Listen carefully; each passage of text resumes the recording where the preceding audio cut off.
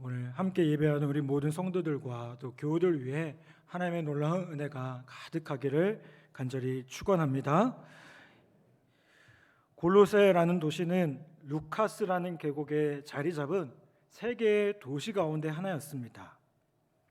산업이 왕성하게 일어나 번창하던 이 도시는 세월의 지남을 따라서 점차 삼류 도시로 전락해 갔고요.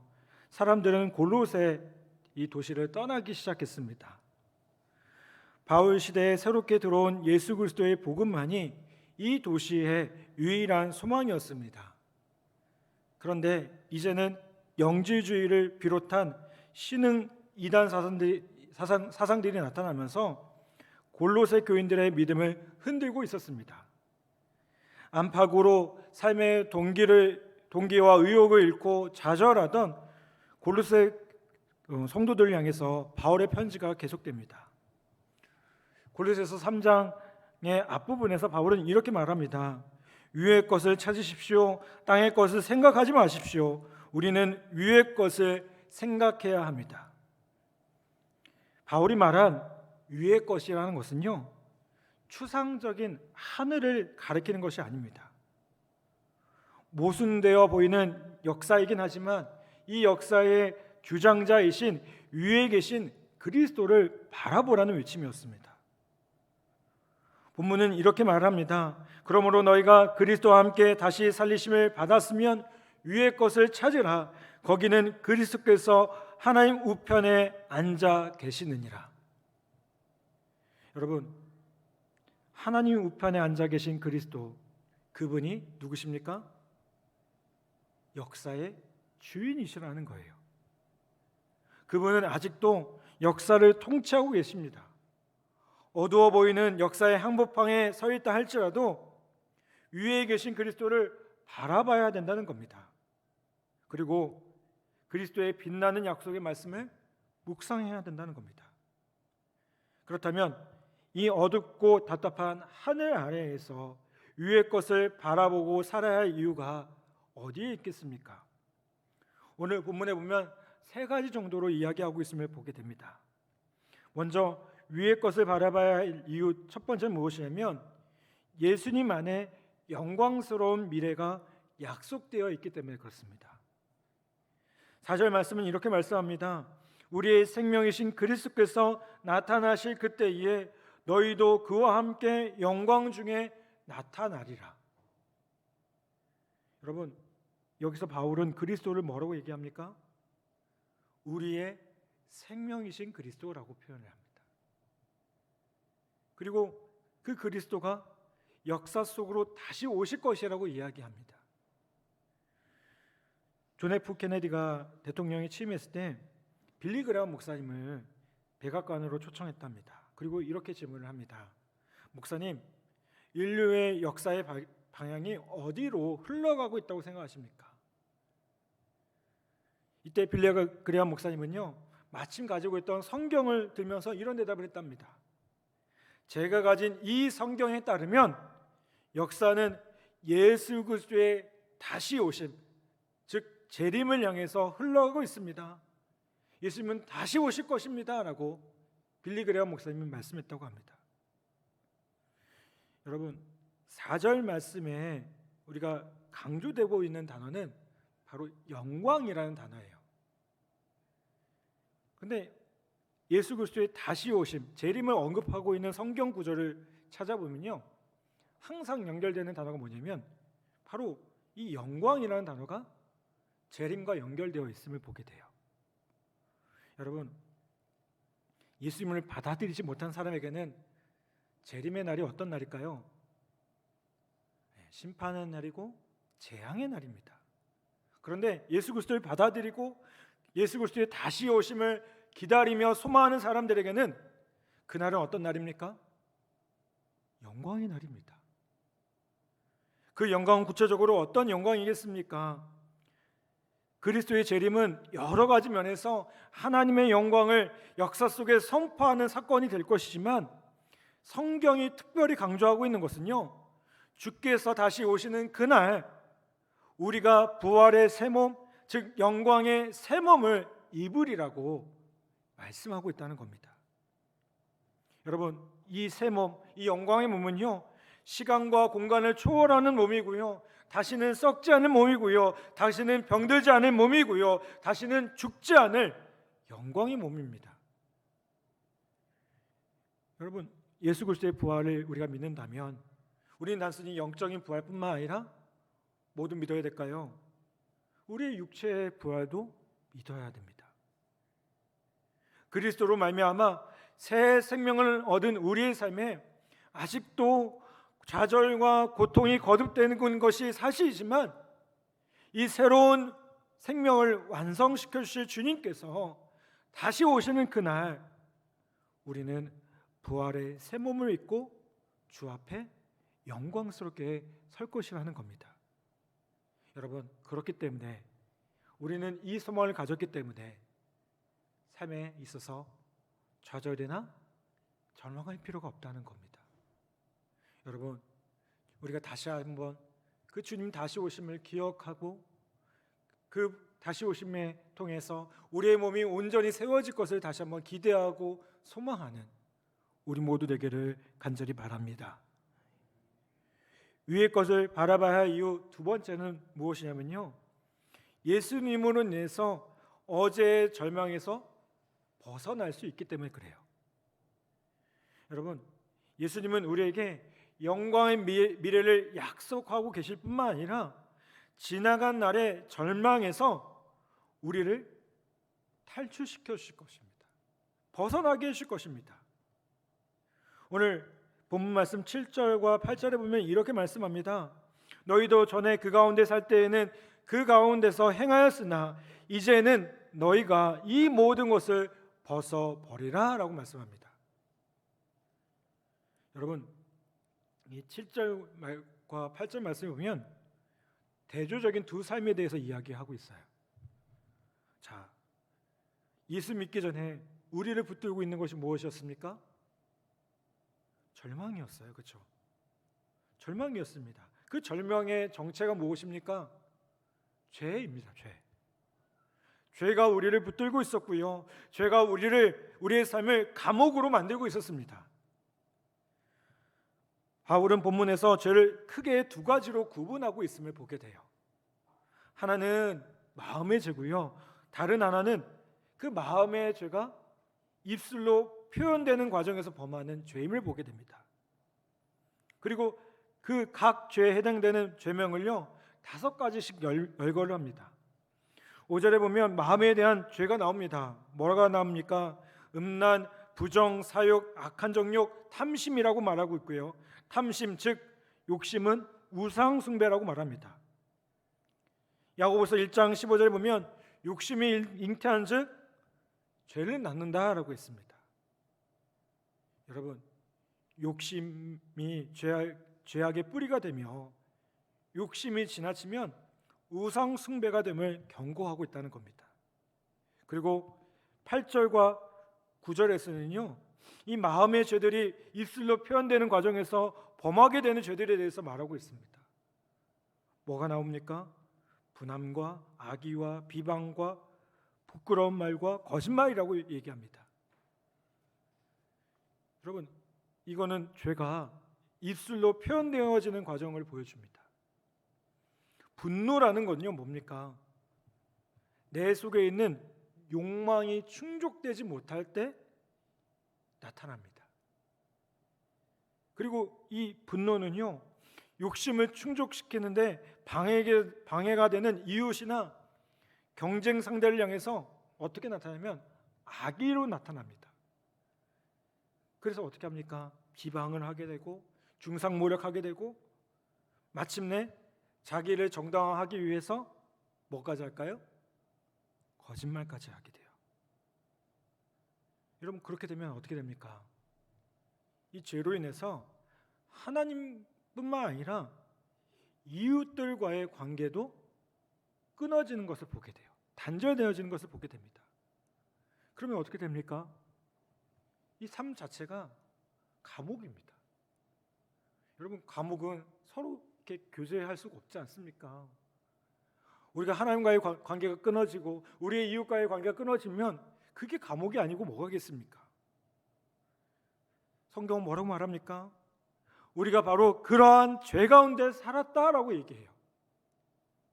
그런데 이제 바울은 이런 죄에 대해서 강경한 태도로 우리에게 권면을 합니다. 뭐라고 말씀합니까? 5절에 보면 땅에 있는 지체를 죽이라라고 말합니다. 여러분, 바울은 아주 강경하게 고백을 하고 있어요. 이건요, 단순히 육체를 죽여라라는 말이 아닙니다. 죄를 짓는 일에 관한 한 자기 자신을 어떻게 여기라고요? 죽은 자로 여기라는 거예요. 우리가 갈라디아서 2장 20절에서도 분명히 말씀하지 않습니까? 내가 그리스도와 함께 십자가에 못 박혀 죽을 것이다? 아니요, 죽었나니. 내가 그리스도와 함께 십자가에 못 박혀 죽었나니. 누가 죽었습니까? 내가 죽었는데요, 나의 옛 자아, 죄 짓는 나의 자아가 죽은 겁니다. 우리는 그렇게 고백할 수 있어야 됩니다. 그리고 8절에서 뭐라고 얘기합니까? 이 모든 것을 벗어버리라. 여러분, 이 벗어버리라는 의미는요, 그냥 단순히 일시적인 행동이나 결단을 의미하는 것이 아닙니다. 지속적인 것이라는 거예요. 이게 무슨 말일까요? 한번 벗지 말고 계속해서 벗어버리라는 겁니다. 단순히 우리의 의지로만이 아니라 주님 앞에 기쁨의 존재가 되기 위해서, 죄를 범하지 않기 위해서 계속해서 결단해야 된다는 겁니다. 우리가 이렇게 범죄하지 않기로 결단할 때마다 주님께서 우리에게 어떻게 할까요? 놀라운 자유를 주셔요. 아멘. 누가 그런 얘기 하더라고요. 목사님, 저는 결심한 게 3일밖에 안 간다고. 그래서 작심 3일만이라는 표현이 있잖아요. 어느 분이 또 그 얘기해요. 3일마다 결심하면 된다고.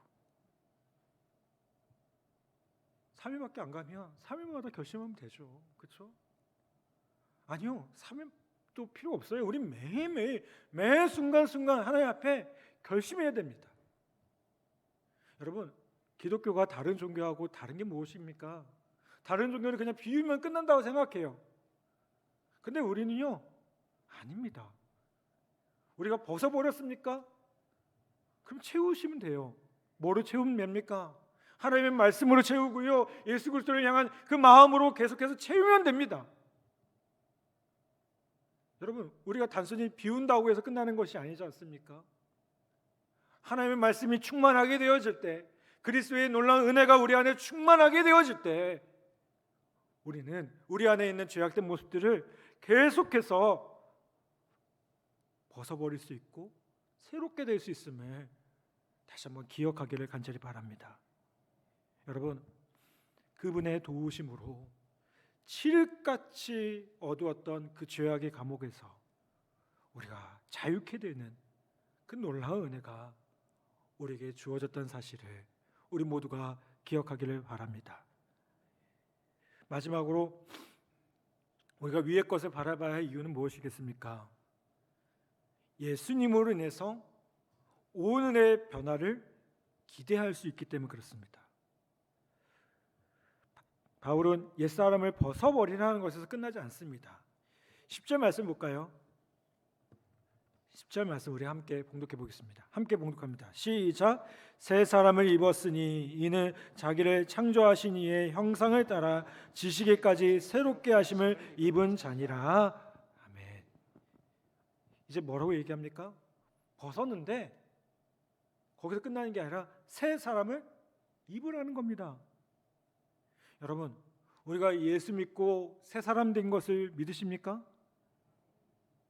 그런데 여러분, 새 사람이 된 것으로 모든 것이 끝나는 것이 아닙니다.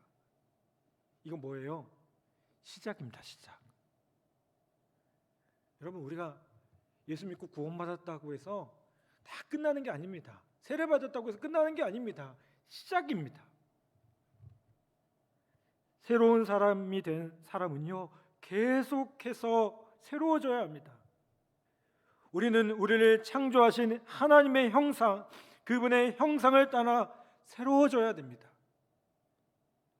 이것은요, 날마다 예수 그리스도를 닮아가야 된다는 사실을 의미하고 있다는 거예요. 여러분, 우리가 예수 그리스도를 닮는 방법이 무엇입니까? 그것은 너무 간단합니다. 날마다 주님을 바라보는 겁니다. 세월이 오래된 부부들이 보면 서로 닮는다고 얘기해요. 여기도 계시죠, 우리 권사님들, 연수사님들. 부부가 왜 닮아갈까요?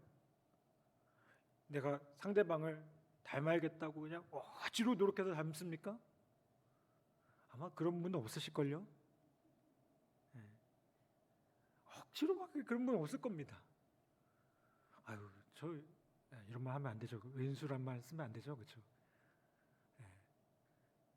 그런 분은 없으시잖아요.